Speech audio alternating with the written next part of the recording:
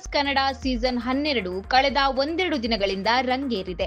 ಮೊದಲ ವಾರ ಪರಸ್ಪರ ಪರಿಚಯ ಇತ್ಯಾದಿಗಳಲ್ಲಿದ್ದ ಮನೆ ಮಂದಿ ಈ ವಾರ ಪರಸ್ಪರ ಜಗಳಕ್ಕೆ ನಿಂತಿದ್ದಾರೆ. ಬಿಗ್ ಬಾಸ್ ಮನೆಯಲ್ಲಿ ನಾಮಿನೇಷನ್ ಕಿಚ್ಚು ಜೋರಾಗಿದೆ. ಎರಡನೇ ವಾರ ಮನೆಯಿಂದ ಆಚೆ ಹೋಗಲು ನೇರ ನಾಮಿನೇಷನ್ ಪ್ರಕ್ರಿಯೆ ನಡೆದಿದ್ದು, ಈ ವೇಳೆ ಜಾಹ್ನವಿ ಹಾಗೂ ರಕ್ಷಿತಾ ಶೆಟ್ಟಿ ಮಧ್ಯೆ ಬಿಗ್ ಟಾಕ್ ವಾರೇ ನಡೆದಿದೆ. ಕಲರ್ಸ್ ಕನ್ನಡ ಹಂಚಿಕೊಂಡಿರುವ ಪ್ರೋಮೋದಲ್ಲಿ ಬಹುತೇಕ ಸ್ಪರ್ಧಿಗಳು ಜಾಹ್ನವಿ ಹೆಸರು ತೆಗೆದುಕೊಂಡಿದ್ದಾರೆ. ಅಂತೆಯೇ ರಕ್ಷಿತಾ ಶೆಟ್ಟಿ ಕೂಡ ಜಾಹ್ನವಿಯನ್ನು ನಾಮಿನೇಟ್ ಮಾಡಿದ್ದಾರೆ. ಈ ವೇಳೆ ರಕ್ಷಿತಾ ಶೆಟ್ಟಿ ನಾಮಿನೇಟ್ ಮಾಡಲು ಕಾರಣವನ್ನೂ ನೀಡಿದ್ದಾರೆ.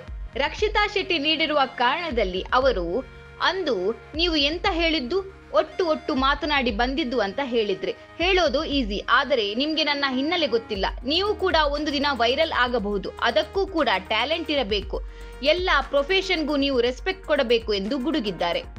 ರಕ್ಷಿತಾ ಶೆಟ್ಟಿ ಮಾತಿಗೆ ಅದು ನನ್ನ ಅಭಿಪ್ರಾಯವಷ್ಟೇ, ನಿಮ್ಮಷ್ಟು ಸ್ಮಾರ್ಟ್ ನಾನಿಲ್ಲ ಎಂದು ತಿರುಗೇಟು ನೀಡಿದ್ದಾರೆ. ರಕ್ಷಿತಾ ಶೆಟ್ಟಿ ಮಾತಿಗೆ ಜಾಹ್ನವಿ, ಅದು ನನ್ನ ಅಭಿಪ್ರಾಯವಷ್ಟೇ, ನಿಮ್ಮಷ್ಟು ಸ್ಮಾರ್ಟ್ ನಾನಿಲ್ಲ ಎಂದು ತಿರುಗೇಟು ನೀಡಿದ್ದಾರೆ.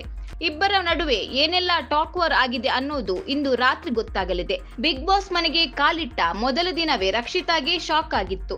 ಈ ಕೂಡಲೇ ಮನೆಯಿಂದ ಒಬ್ಬರನ್ನು ಆಚೆ ಕಳಿಸಬೇಕು ಎಂದು ಬಿಗ್ ಬಾಸ್ ಆದೇಶ ನೀಡಿದ್ದರು. ಆಗ ರಕ್ಷಿತಾ ಶೆಟ್ಟಿ ಹೆಸರನ್ನು ಬಹುತೇಕ ಸ್ಪರ್ಧಿಗಳು ಸೂಚಿಸಿದ್ದರು. ಅಂತೆಯೇ ಜಾಹ್ನವಿ ಕೂಡ ರಕ್ಷಿತಾ ಹೆಸರನ್ನು ಸೂಚಿಸಿದ್ದರು. ಅದಕ್ಕೆ ಜಾಹ್ನವಿ ಕಾರಣ ಕೂಡ ನೀಡಿದ್ದರು.